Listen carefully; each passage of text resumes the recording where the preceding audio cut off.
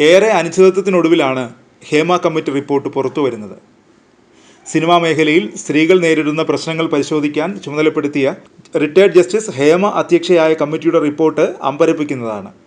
Cinema സെറ്റുകളിൽ സ്ത്രീകൾ കടുത്ത വിവേചനം നേരിടുന്നതായി റിപ്പോർട്ടിൽ പറയുന്നു.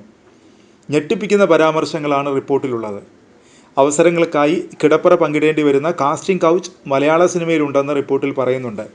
സിനിമയിൽ പുറമേയുള്ള തിളക്കം മാത്രമേ ഉള്ളൂ. അവസരങ്ങൾ ലഭിക്കാൻ വിട്ടുവീഴ്ചയ്ക്ക് തയ്യാറാവണം. മലയാള സിനിമയെ നിയന്ത്രിക്കുന്നത് ക്രിമിനലുകളാണ്. സിനിമാ മേഖലയിൽ വ്യാപകമായ ലൈംഗിക ചൂഷണമാണുള്ളത്. വഴിവിട്ട കാര്യങ്ങൾ ചെയ്യാൻ നിർബന്ധിക്കുന്നത് സംവിധായകരും നിർമ്മാതാക്കളുമാണ്. സഹകരിക്കുന്നവരെ കോഓപ്പറേറ്റിംഗ് ആർട്ടിസ്റ്റ് എന്നാണ് വിളിക്കുന്നത്. ഒറ്റയ്ക്ക് ഹോട്ടൽ മുറിയിൽ കഴിയാൻ സ്ത്രീകൾക്ക് ഭയമാണ്. പല രാത്രികളിലും സിനിമയിലെ തന്നെ പുരുഷന്മാർ നിരന്തരം വാതിലിൽ ശക്തിയായി ഇടിക്കാറുണ്ട്. ഭയന്ന് മാതാപിതാക്കൾക്കൊപ്പമാണ് മിക്കവരും ഷൂട്ടിങ്ങിനെത്തുന്നത്. സിനിമയിൽ നിന്ന് ഒഴിവാക്കപ്പെടുമെന്ന ഭീതിയിൽ പലരും നിശബ്ദത പാലിക്കുന്നു.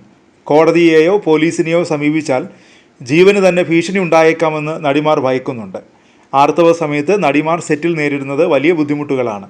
പാഡ് മാറ്റുന്നതിന് പോലും സെറ്റിൽ നേരിടുന്നത് വലിയ പ്രതിസന്ധിയാണ്. മൂത്രമൊഴിക്കാൻ പോകാൻ സാധിക്കാതെ മണിക്കൂറുകളോളം സെറ്റിൽ തുടരേണ്ടി വരാറുണ്ട്. മലയാള സിനിമാ മേഖലയിലെ പലർക്കും മൂത്രാശയ അണുബാധ അടക്കമുള്ള രോഗങ്ങൾക്കും വിധേയരാകേണ്ടി വരുന്നു.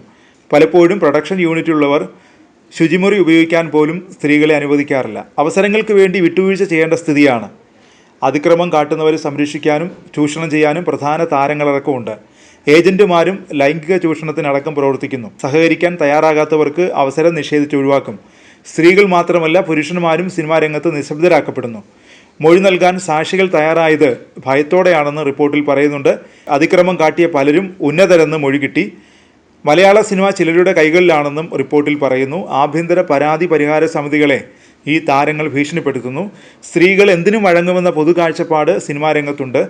സിനിമയിലേക്ക് സ്ത്രീകൾ വരുന്നത് പണത്തിനും പ്രശസ്തിക്കും വേണ്ടിയാണെന്നാണ് പ്രചാരണം. നടിമാർ പണം ഉണ്ടാക്കാൻ വരുന്നവരാണെന്നും ആരുടെ കൂടെയും കിടക്ക പങ്കിടുമെന്ന പൊതുബോധവും നിലവിലുണ്ട്. അതിക്രമം നേരിട്ട ഒരു നടിയുടെ അനുഭവം റിപ്പോർട്ടിൽ പരാമർശിക്കുന്നുണ്ട്. അതിക്രമം നടത്തിയ ആളിനൊപ്പം തന്നെ പിറ്റേന്ന് ഭാര്യയായി അഭിനയിക്കേണ്ടി വന്നുവെന്നും അയാളുടെ മുഖം കാണുമ്പോഴുള്ള ബുദ്ധിമുട്ട് കാരണം അവർക്ക് 17 റീടേക്ക് പോകേണ്ടി വന്നുവെന്ന് റിപ്പോർട്ടിൽ പറയുന്നുണ്ട്. ആകെ 233 പേജുകളുള്ള റിപ്പോർട്ടാണ് പുറത്തു വന്നത്.